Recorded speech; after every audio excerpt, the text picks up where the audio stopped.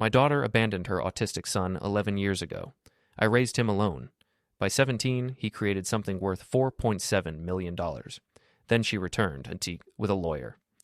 I was shaking, but my grandson smiled and said, "Let her speak, Grandpa." That should have been my first clue. The rain hit my apartment windows like thrown gravel that Tuesday night. I was fixing the radiator in 3B when my phone buzzed. Unknown number. I almost didn't answer. Dad? Kyra's voice. I hadn't heard it in 4,000 days, give or take. You count differently when someone dumps their kid at your door and vanishes. What do you want? I need to see Liam, tonight. It's important. I looked at my grandson through the doorway. He sat at his desk, surrounded by circuit boards and laptop screens, his noise-canceling headphones creating that bubble of focus he lived in. 17 years old, thin as a rail, smarter than anyone gave him credit for. No, I said. I'm outside your building, Dad. With my attorney. We can do this easy or we can do this with court orders. Your choice. My hands went cold. Attorney, court orders. The words people use when they've already decided you're the enemy. Liam, I called. He pulled one headphone back. Your mother's here. He didn't blink. I know. She's been parked outside for 40 minutes. Silver Lexus, rental plates. You knew?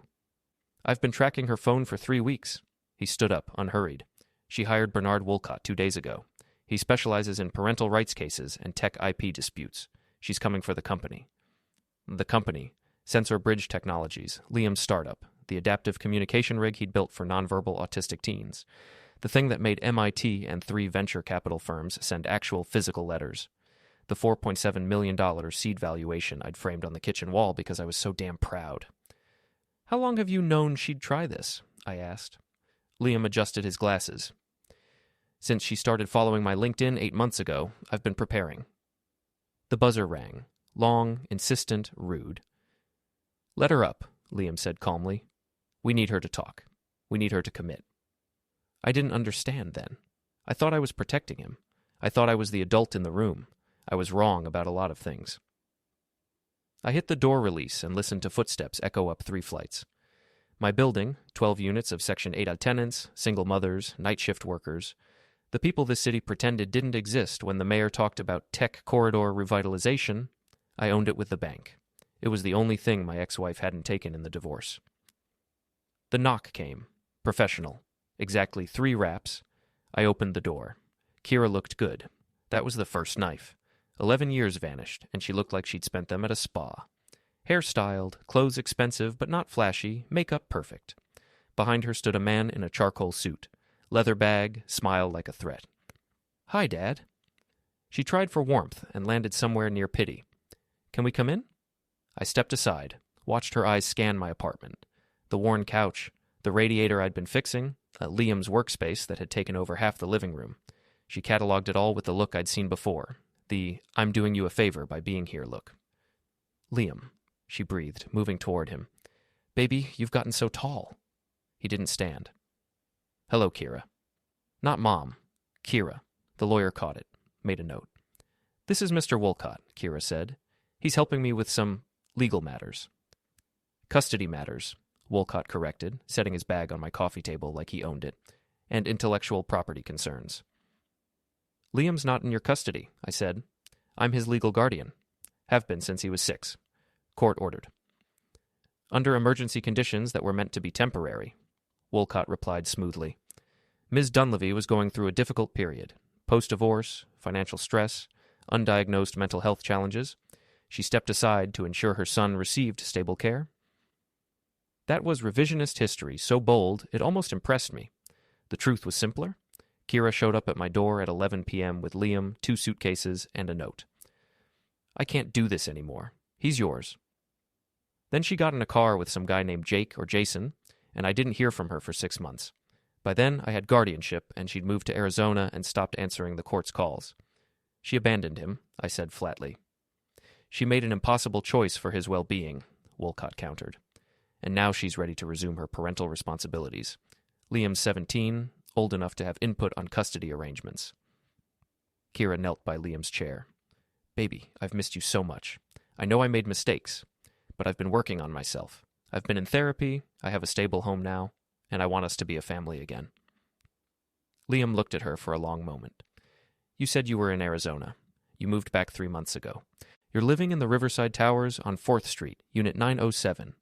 You're dating a guy named Derek Huff who works in medical device sales. You joined an online group called Neurodiversity Parents Network, where you post about the challenges of raising an autistic son, even though you haven't seen me in 11 years. The color drained from Kyra's face. Wolcott shifted his weight. You've been checking up on me? She asked weakly. Information is freely available, Liam said. I wanted to know if you were dangerous. The data suggests you're just opportunistic. Liam! Kyra stood up, flustered. I'm your mother. I have rights. Yes, Liam agreed. Which is why I'm recording this conversation. Consent is one party in this state. You should proceed as though everything you say will be played in court. He held up his phone. Red recording, .active. Wolcott's professional smile cracked. Mr. Dunleavy. I kept records, Liam interrupted. Every missed birthday, every skipped call, the Christmas cards I sent that came back unopened, the child support payments that never came, Grandpa has them all filed, chronological, cross-referenced, notarized where relevant. You were a child, Kyra said, anger bleeding through the maternal act. You don't understand the pressure I was under. Your father was gone, the doctors kept saying you'd never be independent, and I was drowning. You left because parenting was inconvenient, Liam said. Not because it was impossible. You found time to post on Instagram 347 times between 2018 and 2024. Beach trips, restaurants, festival photos. You had time. You had choice.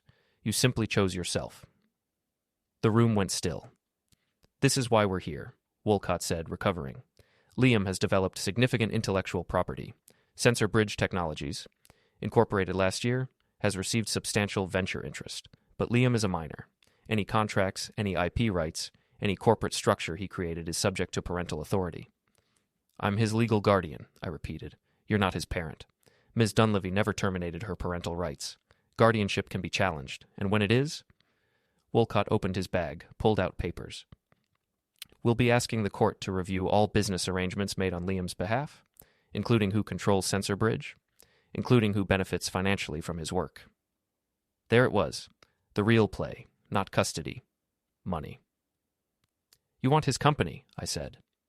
I want my son protected, Kyra corrected, but her eyes were bright with something that wasn't motherly concern. $4 million is a lot of money, Dad. Liam needs proper representation, professional management, not... She gestured around my apartment. Whatever you think you're doing here. He built it, I said quietly. Every line of code, every hardware prototype. He incorporated it legally. I helped with the paperwork, but it's his. He's 17, Wolcott said. Minors can't enter binding contracts, which means every agreement he's made, every deal he's signed, every promise he's given, legally questionable. We can tie this up for years, or... He slid the papers across the table. Ms. Dunleavy can resume custody, establish proper corporate oversight, and we can all move forward like a family. With you taking a percentage, I said. Wolcott smiled. My fees are standard. I looked at Liam. He sat perfectly still, watching them like they were specimens under glass. No fear, no anger.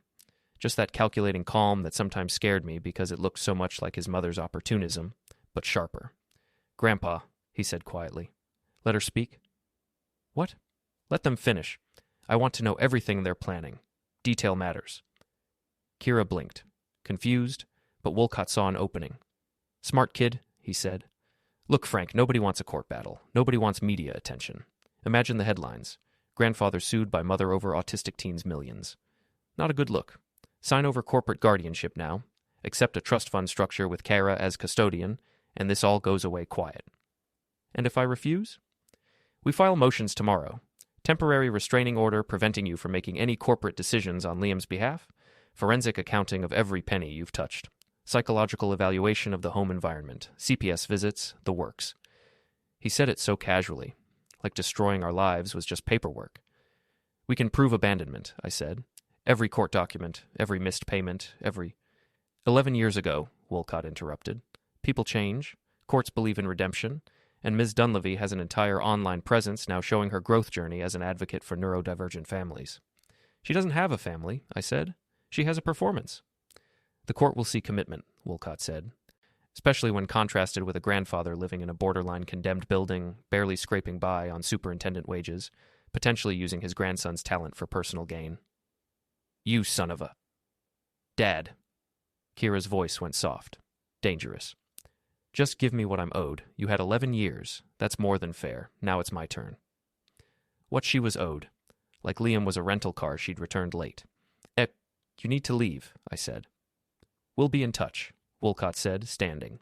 You have 72 hours to respond before we file. Choose wisely, Frank. They headed for the door. Kyra paused, looked back at Liam. Baby, I really do want us to reconnect. When this is sorted out legally, we can be a real family. You'll see. Liam met her eyes. I saw you abandon me at age 6. I'm good at pattern recognition. Behavior rarely changes without consequences. She flinched, then turned and left. The door closed. I stood there, shaking with rage and fear and the horrible certainty that I was about to lose everything. Grandpa, Liam said, sit down. We need a lawyer, a real one, someone who can... Sit down. I sat. Liam stopped the recording, saved it, backed it up to 3 locations with quick taps. Then he looked at me with those hazel eyes that missed nothing. She's not taking the company, he said. She's not taking custody, and she's definitely not taking you down with her. You heard them. They'll tie us up in court. They'll try, Liam agreed. But they don't know what I've prepared. They think I'm just a smart kid who got lucky. They're wrong. He pulled up files on his laptop. Documents, communications, video files. What is all this? I asked. Evidence, Liam said simply. Kyra's been planning this since February. The lawyer approached her first, saw the media coverage of Censor Bridge, saw my age, saw opportunity. She didn't come back for me, Grandpa. She came back for the valuation. How do you know? I hacked her email 4 months ago. You what? Legally gray area, Liam said calmly. But admissible if presented correctly. She's been coordinating with Wolcott for 16 weeks. They're planning a 50-50 split after legal fees. She gets custody, fires me from my own company, installs professional management, and cashes out within 18 months. Wolcott gets 30% of the settlement. My head spun. Liam, you can't just hack people. It's not about legality, Liam interrupted. It's about leverage. They think they have it. They don't. But we need them to commit fully first. We need them to attack hard enough that when they fall, it's public, permanent, humiliating. He said it without emotion, like he was describing code architecture. I don't want revenge, I said. I just want you safe. They're the same thing now, Liam said. They made it personal. They threatened you. They threatened our home. People need to understand what happens when you come after us. You sound... like her? Liam's expression didn't change. Maybe. The difference is, I'm actually smart enough to win. He pulled up a calendar. Marked dates. Tyler's wedding is in 6 days, he said. That's the perfect stage. Public, emotional, lots of witnesses. We're going to use it. Use it how? You'll see, Liam said. But first, you need to accept something important. We're not the good guys anymore, Grandpa. We can't be. Good guys lose to people like Kyra because they fight fair. We're going to fight dirty, thorough. And when it's done, they won't try this again. Not with us, not with anyone. He looked at me then, really looked, and I saw something that scared me more than Kyra's lawyer ever could. I saw certainty. Cold, calculated, absolute certainty. Are you ready to be the villain? Liam asked. I thought about Kyra's face, her practiced sympathy, her entitled smirk. I thought about how she'd walked away from her son and came back only when he was profitable. I thought about Tyler's wedding invitation sitting on my counter. Dad, I'd love for you to be there on my special day. Written like he hadn't tried to guilt me into co-signing his rental property scheme just last month. Yes, I said. I'm ready. Liam nodded. Good. Then let's show them what we've been building. Before we continue, hit the hype button, subscribe, and like the video to help the channel grow. Tell us which city you are from in the comments. We'd love to get to know our audience better. The kitchen table became our war room. Liam spread out folders like a general planning an invasion, each one labeled, dated, cross-referenced. The kid thought in databases. This is everything Kyra did between 2014 and now, Liam said, tapping the first folder. Or more accurately, everything she didn't do. Missed birthdays, skipped calls, no Christmas presents, no child support, 312 documented instances of neglect. We already have that, I said. The court has it too. Wolcott said it doesn't matter because people change. People lie about changing, Liam corrected. Kyra didn't change. She upgraded her performance. Look. He pulled out printed screenshots, social media posts, Kyra at charity walks wearing autism awareness shirts, Kyra sharing articles about neurodiversity, Kyra commenting in parent support groups about the challenges and joys of raising a special needs child. She's been building a digital paper trail, Liam explained, creating the appearance of involved parenting from a distance, establishing credibility as an advocate. She joined 4 different online communities 6 months ago, posted regularly, built relationships, got moderator status in 2 of them. Why? Witnesses, Liam said. When this goes to court, she'll bring character references. People who'll testify she's a dedicated mother who never stopped caring from afar. They'll say she asked advice about me, shared her struggles, showed growth. But she didn't, I said. She faked it. Correct. But proving that requires showing the contradiction between her public performance and private actions. He opened his laptop. Which is where this gets interesting. Remember when I said I hacked her email? Still uncomfortable with that, I muttered. I accessed her email, Liam corrected. Through a phishing link she clicked voluntarily. Technically, she gave permission by entering her credentials. Legally defensible. Morally gray, but effective. He pulled up message threads. Kyra and Wolcott. Kyra and some guy named Derek. Kyra and someone called Momstrong 2024 in a private chat. Read this one, Liam said, highlighting a message from 3 months ago. From kaidunlevimailstream.com to wolcottfamilylaw.com. Subject, opportunity. Bernard did more research on the company valuation. If we move before he turns 18, we can contest the incorporation structure. Minor contracts are voidable. My father has no business experience on record. We can paint this as elder abuse in reverse. Him using my kid for money. Judges love that narrative. How fast can we move? Kay, I read it twice. My hands clenched. She's not even pretending, I said. Not in private, Liam agreed. In public, she's the grieving mother fighting for her son. In private, she's splitting percentages with a lawyer. Consistent pattern across 97 emails. She never once asks about my well-being, my health, my interests. It's all valuation, timing, strategy. This proves she's lying. It proves intent, Liam said. But we can't just dump it in court. Wolcott will claim the emails were obtained illegally and get them suppressed. We need to use them smarter. Force her to lie under oath, then contradict her with evidence that seems to come from somewhere else. Like where? Tyler's wedding, Liam said. He pulled out another folder, this one thicker. Tyler invited Kyra. That stopped me cold. What? She reached out to him 5 weeks ago, congratulated him on the engagement, asked to reconnect. Tyler, being Tyler, saw an opportunity for drama and attention and invited her. She RSVP'd yes +1. She's bringing Derek. How do you know? Tyler posts everything on Instagram, Liam said, including his private messages when he screenshot them for sympathy. He posted about Kyra reaching out, how emotional it was, how he wanted to heal the family. 23 comments, 87 likes. He's performing grief. I rubbed my face. Tyler's an idiot. Tyler's predictable, Liam corrected, and useful. His wedding is the perfect stage because everyone who matters will be there. Dahlia's family, local media. Tyler hired a wedding photographer who doubles as a social media content creator. 300 guests, open bar, speeches. It's designed for maximum visibility. Which helps us how? Liam smiled. It wasn't a warm smile. Because Tyler's going to do what he always does. He's going to try to humiliate you publicly to look big in front of Dahlia's family. And when he does, we're going to turn it around so hard he never recovers. You know what he's planning? I know Tyler, Liam said. He wants your building. Dahlia's family has money, but Tyler doesn't. He needs assets to match their status. Your 12-unit property is worth about $1.8 million if sold properly. He's been trying to get you to sign it over for 18 months. Remember the business opportunity he pitched? I remembered. Tyler wanted me to transfer the building into his name so he could leverage it for investment opportunities. I'd told him to go to hell. He'd stopped calling for 6 months. He's going to ask for it again, Liam said. At the wedding, publicly, with Dahlia's father watching. He's going to frame it as you helping him start his marriage right, and when you refuse, he's going to make it look like you're the selfish one. How do you know all this? Dahlia's Instagram story last week. She posted about how important family support is for newlyweds, how Tyler's working so hard to build their future, but his family won't help. She deleted it after 2 hours, but I archived it. So what do? We let him perform, Liam said. We let him demand the keys. We let Dahlia's family see it.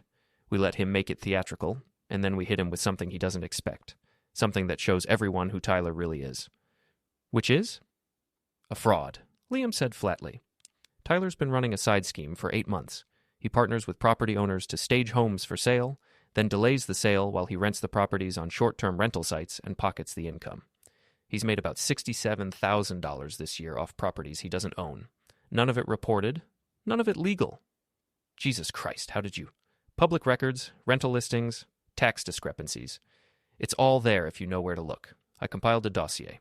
23 pages, names, addresses, dates, bank transfers, everything. We turn him in?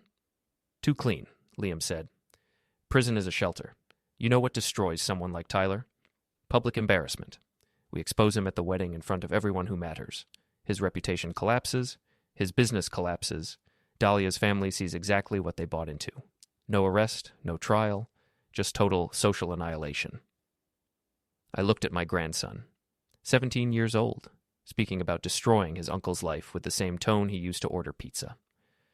When did you become this? I asked quietly.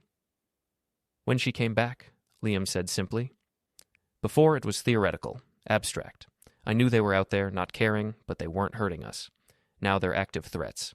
So I became what I needed to be to protect us. You taught me that, Grandpa. You taught me tools are only as good as your willingness to use them. I meant fixing radiators. Same principle, Liam said. Different scale. He closed the folders, stacked them neatly. The wedding is Saturday. Today's Wednesday. We have 3 days to prepare. Tommy needs to be on standby. You need to practice not flinching when Tyler makes his move, and I need to finish the last piece. Which is? Insurance, Liam said. In case Kyra and Wolcott file their motion before we're ready. I'm transferring primary corporate control of Sensor Bridge to an LLC I established 6 months ago. Ownership structure splits between 3 entities. One of them is a trust I can't be removed from because it's grandfathered under federal disability protection laws. Even if Kyra got custody tomorrow, she couldn't touch the company.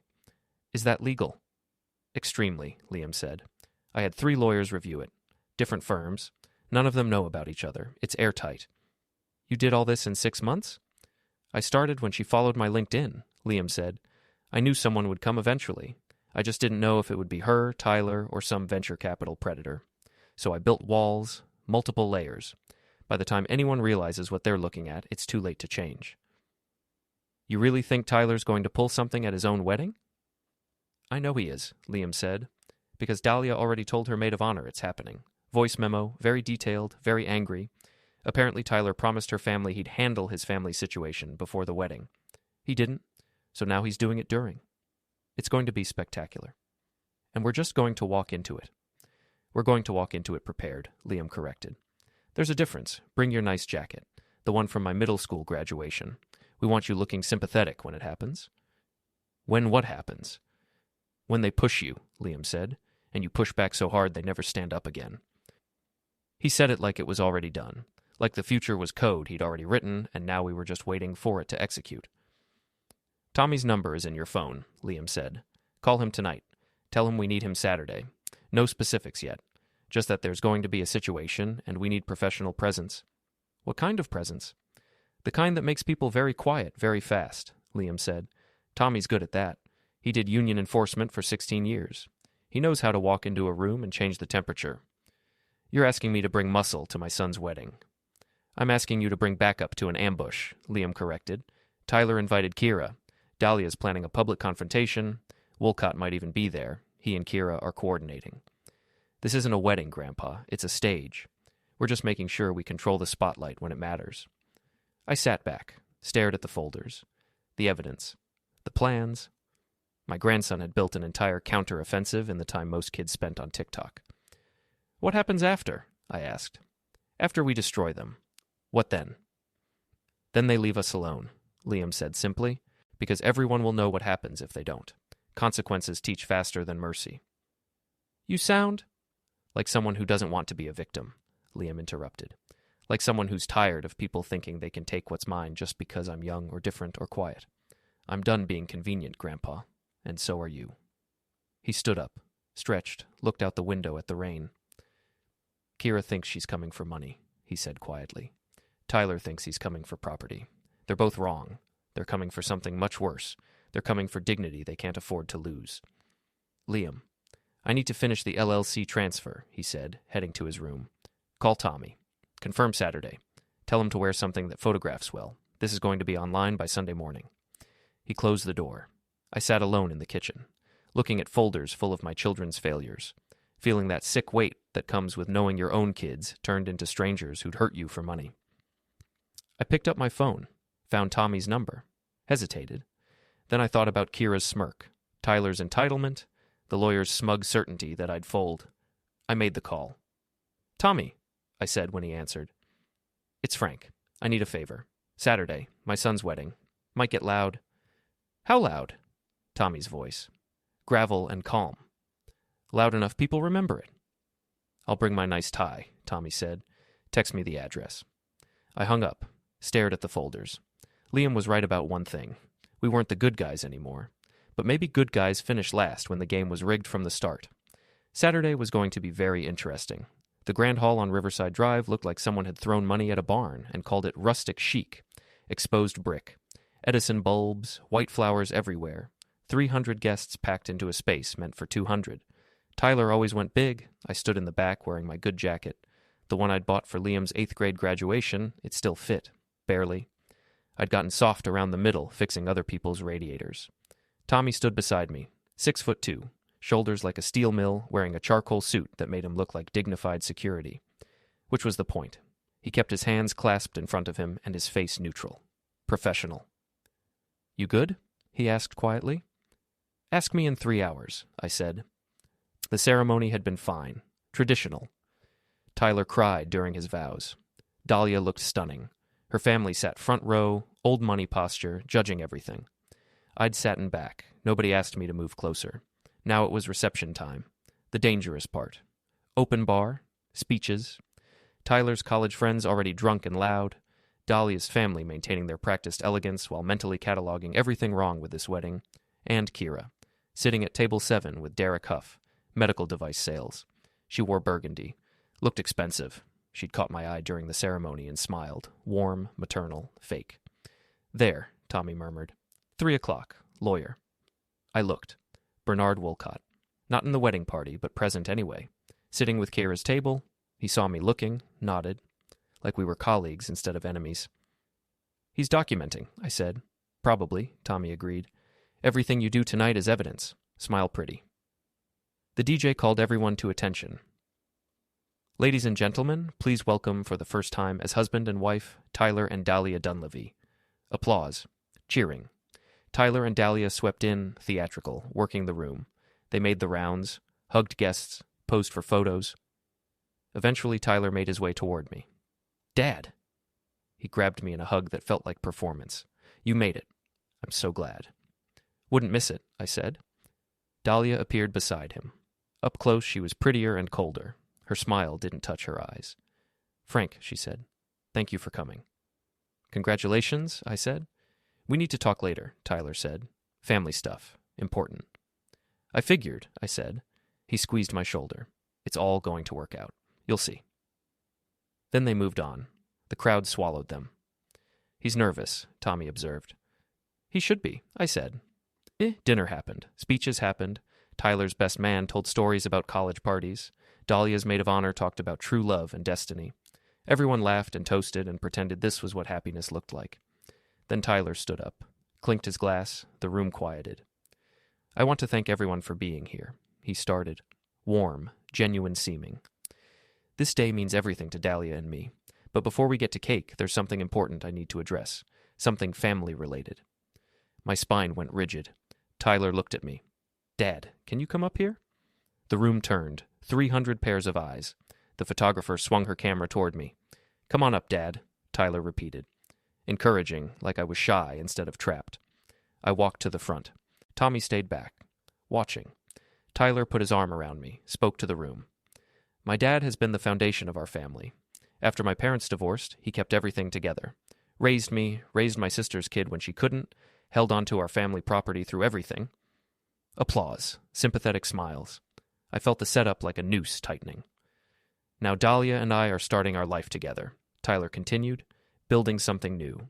And I've been thinking about what that means, about legacy, about passing things down, about family supporting family. Oh no. Dad, Tyler turned to face me. I know things have been tight. The building needs work, maintenance costs, tenant issues. You're doing your best, but you're not getting younger. Public humiliation, framed as concern. Beautiful. I want to help, Tyler said. Dahlia and I have been talking. We think the best thing for everyone is if you transfer the building into our names. We can handle the business side, property management, renovations, turn it into something profitable. You'd still live there, still be super, but without the financial burden. We'd take care of you. The room murmured. Warm, generous. Tyler the good son taking care of aging dad. Except, in exchange, Tyler added, you'd sign over the deed, full transfer. We'd handle everything from there. It's the smart play, Dad, for everyone. There it was, the ask, wrapped in love, sold as mercy, actually theft. No, I said quietly. Tyler blinked. What? I said no. The room shifted. Uncomfortable. Tyler's smile locked in place, but his eyes went sharp. Dad, we talked about this. You talked, I corrected. I listened. Now I'm saying no. The building stays mine. You're being unreasonable, Dahlia interjected, loud enough to carry. Tyler's trying to help you. We're trying to include you in our future. Why are you being so difficult? Because it's mine, I said simply.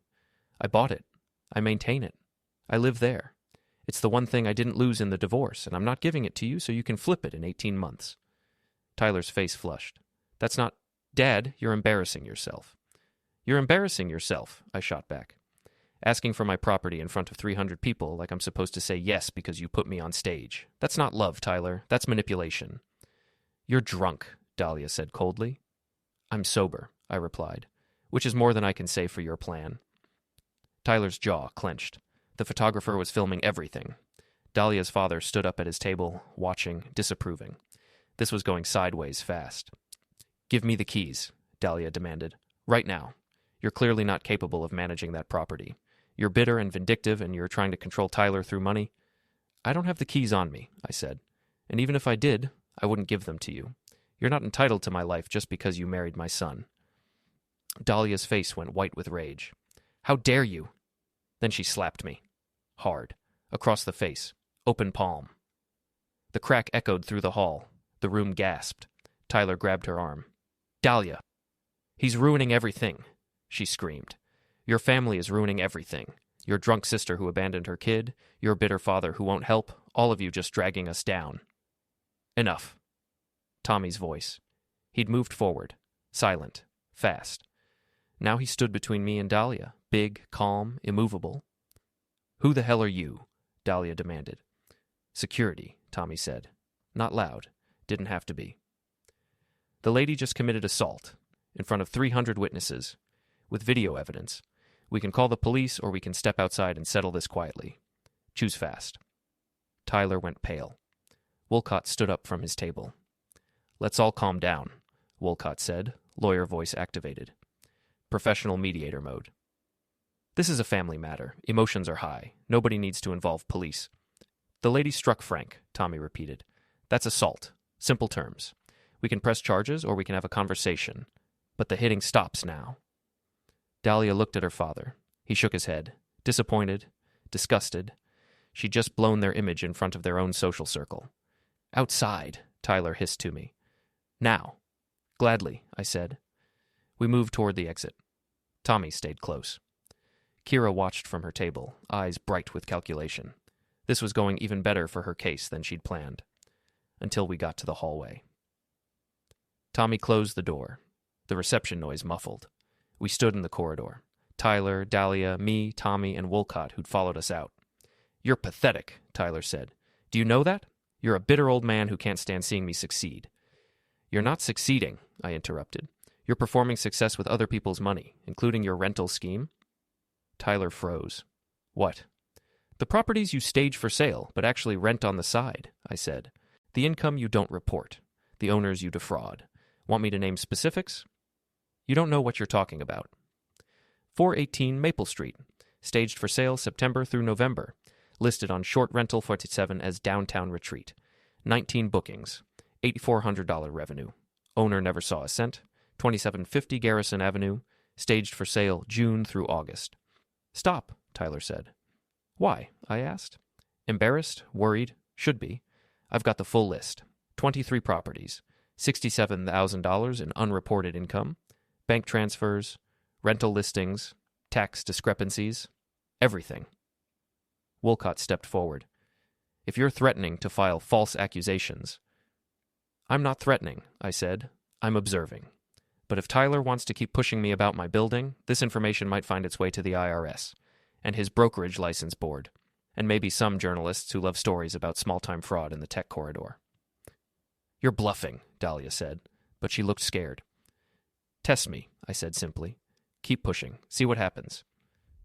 Tyler looked at Wolcott. Wolcott looked at me, calculating, reassessing. This doesn't change Kyra's case, Wolcott said. Liam's still a minor. The custody motion still stands. Sure, I said. File it. Take us to court.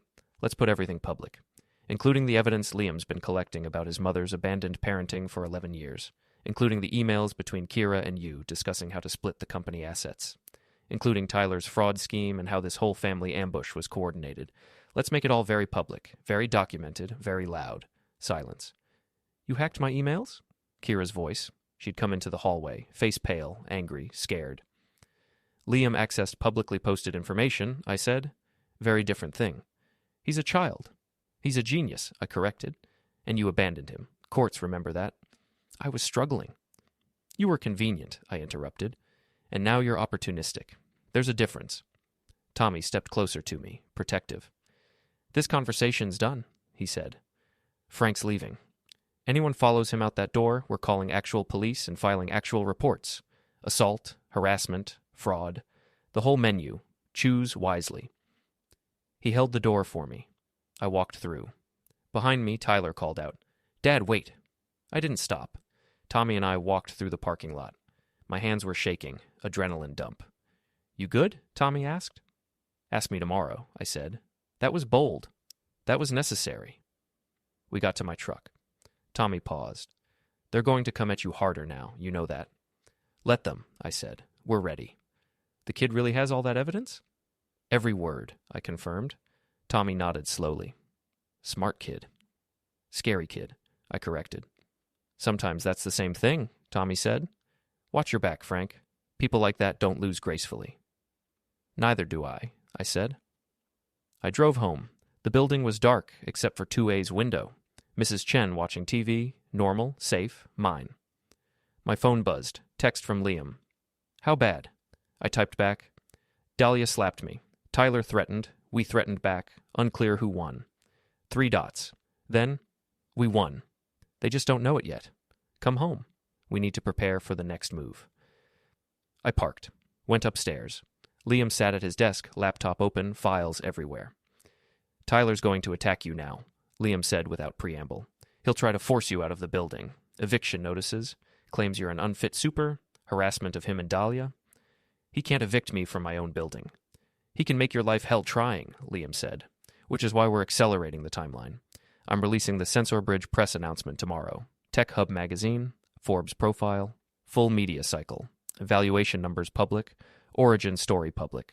Every reporter's going to want to talk to the genius autistic kid who built something worth millions. That'll draw attention. That's the point, Liam said. When Kyra files her custody motion, she'll do it into a media firestorm. Everyone will be watching, and we'll be ready with every piece of evidence we've compiled. Public sympathy isn't evidence in court, but it influences everything around court. Judges read papers, lawyers care about optics. We're going to make her toxic before she ever gets in front of a judge. That's ruthless, Liam finished. Yes, she taught me well. Now go sleep, Grandpa. Tomorrow's when it gets interesting. I went to bed but didn't sleep much. Kept seeing Dahlia's hand coming toward my face. Tyler's humiliated rage, Kyra's calculating eyes, my own children, ready to burn me down for profit. Somewhere in the early morning hours, I stopped feeling guilty about what we were planning. They'd started this war. We were just going to finish it. The story hit Tech Hub at 6 a.m. Sunday. By 7 a.m., it was on Forbes. By 9 a.m., my phone wouldn't stop ringing. Autistic teen genius builds $4.7 million communication startup, raised by grandfather after mother's abandonment. The headline made me wince, but it worked. Within 3 hours, Liam's name trended on Twitter. LinkedIn exploded, messages poured in, interview requests, investment offers, media wanting the heartwarming story of the kid who overcame everything. What they got was messier. Because at 10 a.m., someone leaked the custody filing. Kyra's motion, all over social media. Angry mother fights to reclaim her successful son from controlling grandfather who exploited him for money. Except the internet doesn't work the way Kyra thought. The comments weren't sympathetic. They were vicious. Where were you for 11 years? You smell money and suddenly you're mother of the year? This is disgusting. Let the kid stay with the person who actually raised him. Classic narcissist parent. Abandoned kid, swoop back in when convenient. By noon, Kyra's Facebook and Instagram were flooded. She shut down comments. Too late. Screenshots existed. People were digging up her old posts, the beach photos, the party pictures, the years of life that didn't include her son. Someone found the Neurodiversity Parents Network posts, where Kyra wrote about raising Liam. The inconsistencies got noticed fast. She claimed she raised him, but her dad filed guardianship papers when the kid was 6. She's lying. Court records are public. She vanished. Kyra's carefully built narrative collapsed in real time. Social media court, faster than any legal proceeding, and way more brutal. My phone rang. Tyler. What did you do? He sounded wrecked, panicked. Nothing, I said honestly. Media found a story, they ran it. Liam leaked that custody filing. Don't lie to me. Prove it, I said. Records are public information. Anyone could have filed a FOIA request. Dad, please! Tyler's voice cracked. Dahlia's family is furious. They're saying we misrepresented ourselves. Her father's calling lawyers. She's talking about annulment. Then you shouldn't have tried to take my building on your wedding day, I said. I was trying to help. You were trying to steal, I corrected. There's a difference. Now you're dealing with consequences. Welcome to reality. What do you want? Tyler asked. What do I have to do to make this stop? Nothing, I said, because I didn't start it. You want it to stop? Figure out how to stop your own mess. But leave me out of it, and leave Liam out of it, or I release the property fraud documents. You can't. I can, I said. And I will. Test me. I hung up. Liam appeared in the doorway. Tyler. Begging, I said. Good, Liam replied. Let him beg. Dahlia's family hired a private investigator yesterday. They're doing a background check on Tyler. The property fraud will surface in about 72 hours, naturally. We don't even have to release it. You planned that, I said. I accelerated inevitability, Liam corrected. Tyler was always going to get caught. I just made sure it happened when it hurts most. My grandson, 17, destroying his uncle's life with the same precision most kids use to build Minecraft houses. Does this make us bad people? I asked. No, Liam said. It makes us survivors. They tried to hurt us. We made it expensive to try. That's not evil. That's consequence architecture. Consequence architecture? If you touch fire, you get burned, Liam explained. Not because fire is evil, because fire is fire. We're just teaching them we're fire. The doorbell rang. 3 times. Fast. Aggressive. That's her, Liam said calmly. Kyra. She's been downstairs for 20 minutes trying to buzz up. I didn't open the door. How do you know she's there? Camera. Liam pointed at his monitor, security feed. Kyra outside, pacing, agitated, on her phone. She's going to force a confrontation, Liam said. Probably claim she's worried about my safety. Try to document me in an unsafe environment. Classic CPS strategy. We don't let her in. No, Liam agreed. We do let her in, because Mrs. Chen in 2A is filming from her window, and Mr. Patterson in 3B has his door cracked, and I've got 3 cameras running. When Kyra makes a scene, everyone sees. When she tries to take me, everyone witnesses. We need her to commit to being the villain publicly.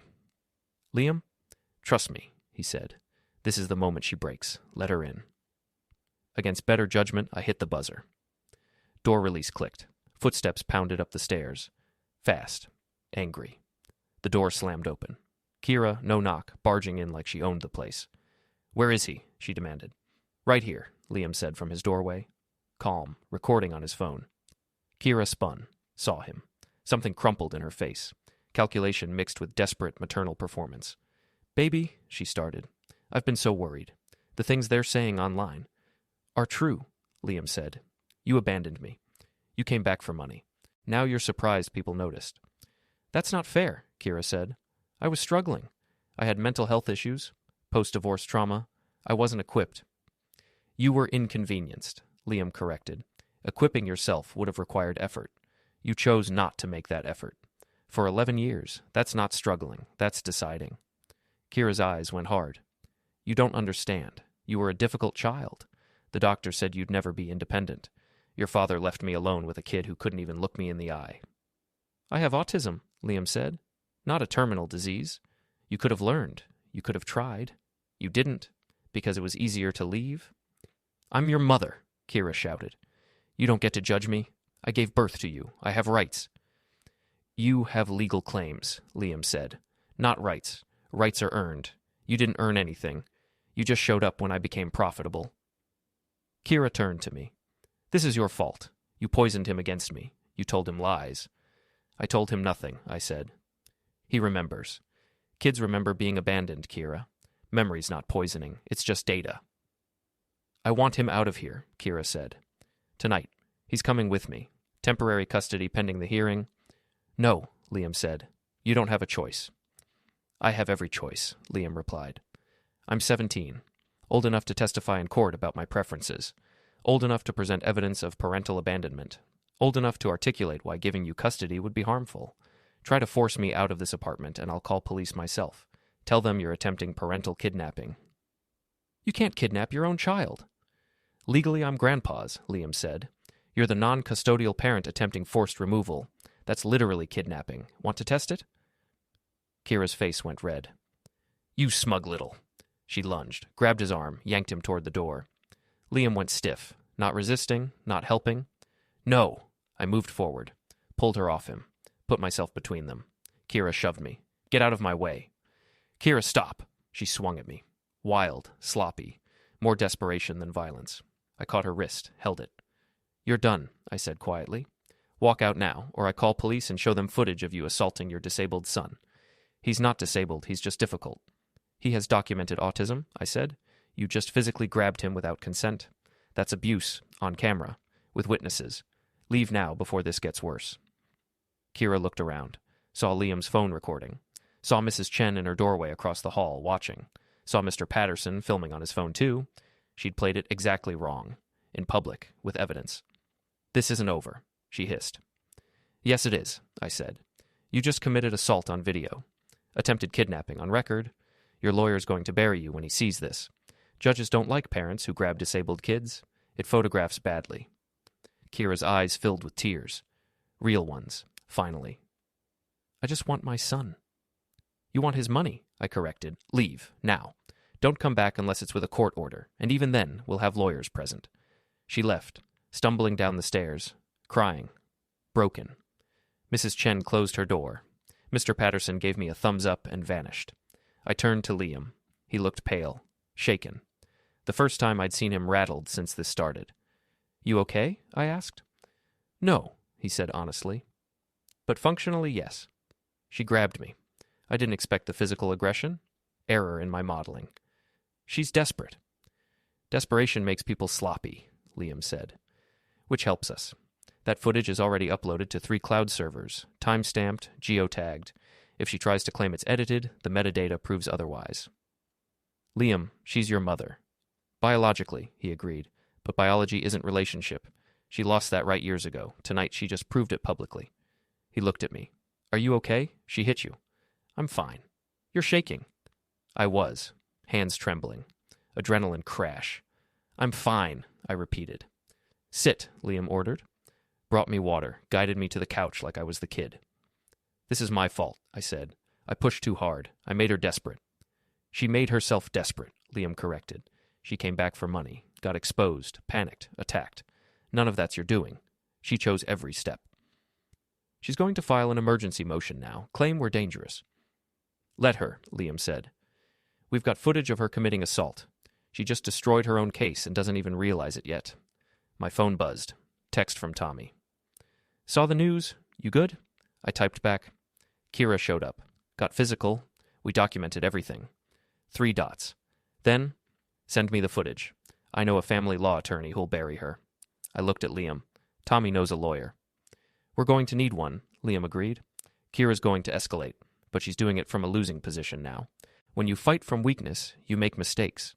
She's about to make several more. You sound certain. I am, Liam said, because I know how desperate people behave. They grab, they threaten, they try force when manipulation fails. Kyra just went full force, which means she's out of subtle plays, and force is easy to document, easy to defend against, easy to turn into legal ammunition. He was right. I hated that he was right. Hated that my 17-year-old grandson understood human behavior better than most adults. Get some sleep, Liam said. Tomorrow's Monday. Tyler's brokerage firm opens at 8 a.m. Dahlia's father is meeting with Tyler's boss at 9 a.m. By noon, Tyler's career will be in serious trouble. By evening, his marriage will be following. We're watching that play out, then we move to the custody hearing. When's the hearing? Thursday, Liam said. Kyra's lawyer filed for emergency custody. Judge set a preliminary hearing. We've got 72 hours to prepare, which is plenty of time considering we've been preparing for 6 months. What happens Thursday? We win, Liam said simply. Then we finish this. Monday crawled. Tuesday dragged. Wednesday I stopped checking my phone because every notification was another piece of Tyler's life collapsing. His brokerage put him on administrative leave, pending investigation. Dahlia's father had shown them the property fraud evidence. Tyler's boss had no choice but to act. Dahlia moved back to her parents' house. No formal separation announcement. Just gone. Her Instagram went private. Tyler's posts got deleted. Their wedding photos vanished like they'd never happened. Social annihilation, no arrests, no trials, just consequences rippling outward until Tyler's whole performance of success crumbled into nothing. Kyra went silent, too. No social media, no phone calls, just the looming Thursday hearing. She's regrouping, Liam said Wednesday night. Wolcott's probably telling her to stay quiet. Don't feed the fire. Show up in court looking sympathetic and let the judge decide. What are we doing? Documenting, Liam said. Every threat, every contact, every aggressive action, building a pattern of harassment. When we walk into that courtroom, we're not defending ourselves, we're prosecuting her. That's not how custody hearings work. It is if you're prepared enough, Liam said. Judges want stability, safety, proof of competent parenting. We've got 11 years of me being safe, stable, successful. She's got 11 years of absence, followed by 2 weeks of aggressive legal action and physical assault. The numbers aren't subtle. Thursday morning, 9 a.m. Family court. Mediation room, not full courtroom.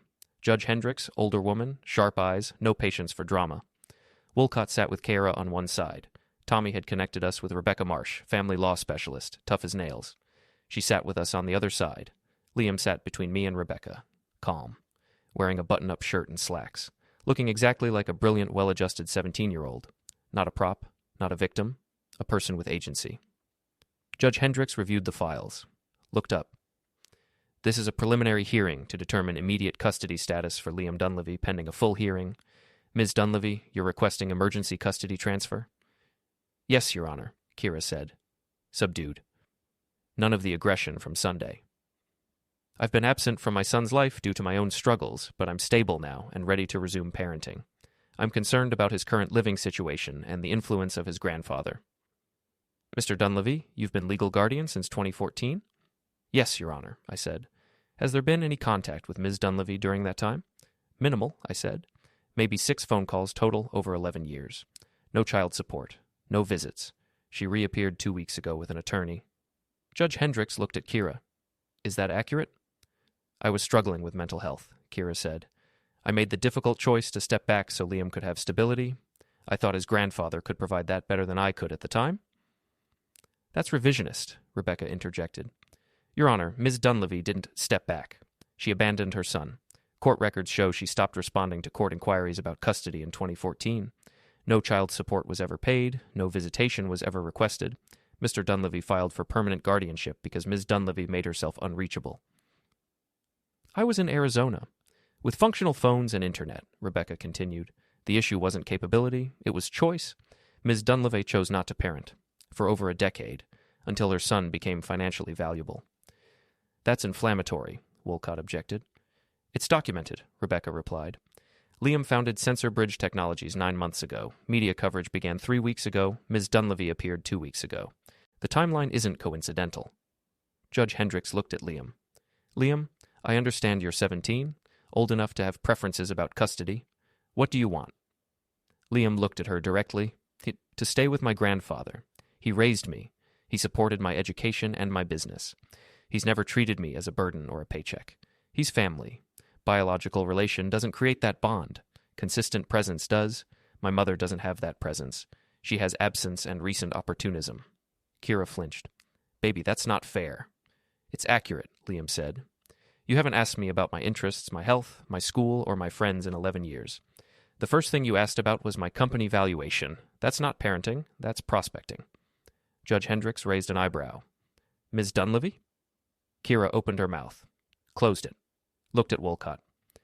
Your Honor, Wolcott tried. Ms. Dunleavy's inquiry about the business was legitimate parental concern. Liam is a minor. His grandfather has been making significant business decisions on his behalf without proper oversight. There are questions about whether those decisions serve Liam's best interests or Mr. Dunleavy's financial interests. I founded the company, Liam said. I wrote the code. I built the hardware. I incorporated legally with proper legal review. My grandfather helped with paperwork but didn't make decisions. I made decisions. The company's success is my work, not his exploitation. You're 17, Wolcott said. Legally, your contracts are voidable. Unless properly structured, Liam interrupted. Which they were. I consulted 3 separate attorneys during incorporation. All of them confirmed the structure was sound. My grandfather has no ownership stake. He's not profiting. He's just supporting my autonomy. Judge Hendricks leaned back. Ms. Dunleavy, I'm seeing a lot of timing issues here. You were absent for over a decade. Your son has thrived during that absence. He's successful, articulate, clearly competent. You return the moment his success becomes public. What changed? Kyra's eyes welled up. I got better. I've been in therapy. I've worked on myself. I want to be part of his life again. Is that so wrong? Do I not get a second chance because I made mistakes? Second chances require demonstrated change, Judge Hendricks said. What have you done to rebuild this relationship before filing for custody? Silence. You haven't contacted Liam directly? The judge pressed. I wanted to approach it legally first, make sure I had rights. You approached a lawyer before approaching your son, Judge Hendricks said flatly. That's telling, Ms. Dunleavy. Rebecca leaned forward. Your Honor, there's additional context. Sunday night, Ms. Dunleavy appeared at Mr. Dunleavy's apartment without notice.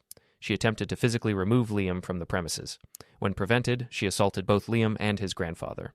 Multiple witnesses, video documentation. We have the footage. Wolcott went pale. That's taken out of context. Let's see it, Judge Hendricks said. Rebecca pulled out a tablet, played the video. Kyra barging in, yelling, grabbing Liam, me intervening. Kyra shoving. Clear, unambiguous, aggressive. The judge watched without expression. When it ended, she looked at Kyra.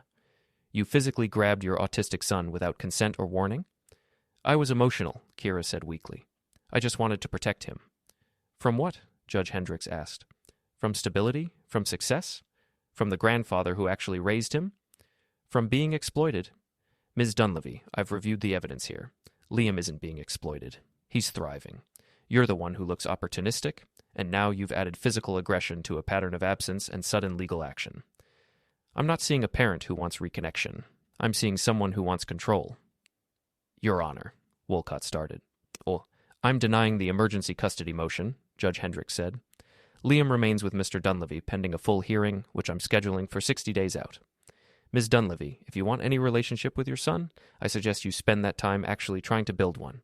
Not through lawyers, through presence. Show up, be consistent, prove you've changed. Right now, all you've proven is that you show up when money's involved. She banged the gavel. We're adjourned. Kyra sat frozen. Wolcott gathered papers quickly. They left without another word. Rebecca smiled. That went well. She lost, Liam said quietly. Completely. For now, Rebecca cautioned. She can still petition for the full hearing. Still make her case. But you're safe for 60 days minimum. And Judge Hendricks has already formed an opinion. That's huge. We left the courthouse. Stood in the parking lot. Winter sun, weak and cold. It's not over, I said. It's functionally over, Liam corrected. Kyra lost credibility.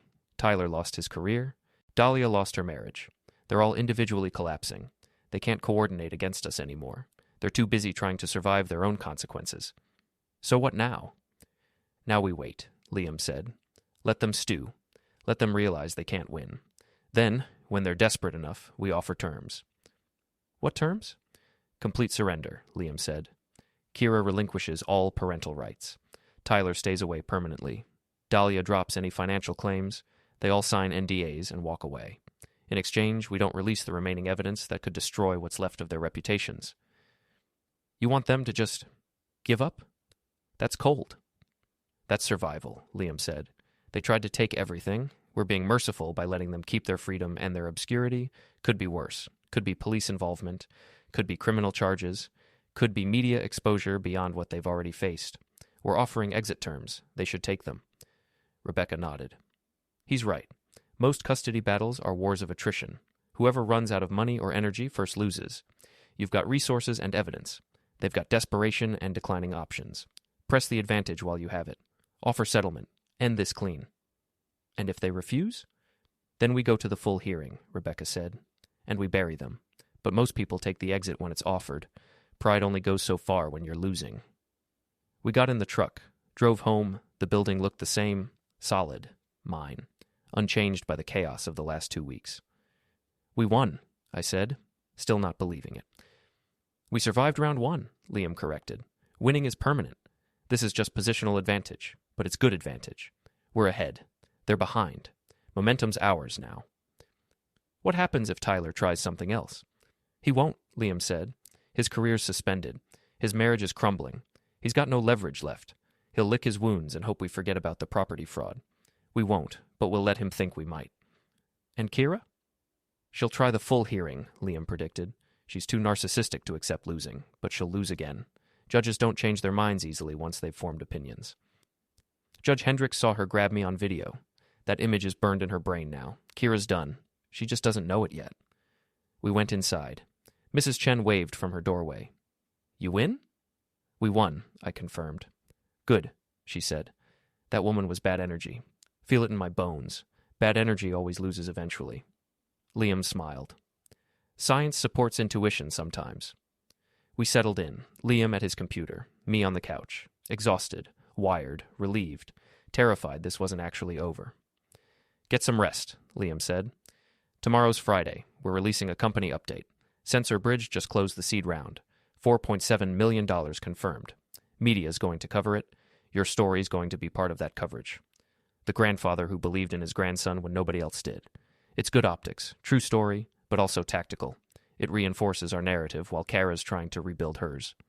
You're weaponizing good press. I'm controlling the narrative, Liam corrected. They tried to paint you as exploitative. We're showing you're supportive. The truth serves us better than their lies serve them. We're just making sure the truth gets more airtime. When did you learn to do this? I've been studying human behavior since I was 6, Liam said quietly, trying to figure out why my mother left, what I did wrong, what made me unlovable. Took me years to realize it wasn't about me, it was about her.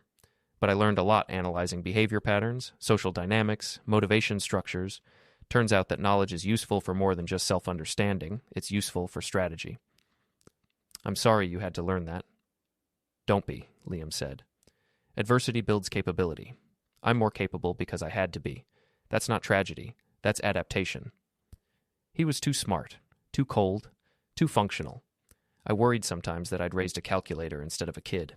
Then he looked up at me with those hazel eyes and said, Thank you for staying, for not leaving like she did, for making me believe someone could actually want me around. That matters more than any legal win. You know that, right? My throat closed up. Yeah, kid, I know. Good, Liam said. Went back to typing. Now rest. We're not done yet. One more move to make. What move? The final one, Liam said. The one that makes sure they never try this again.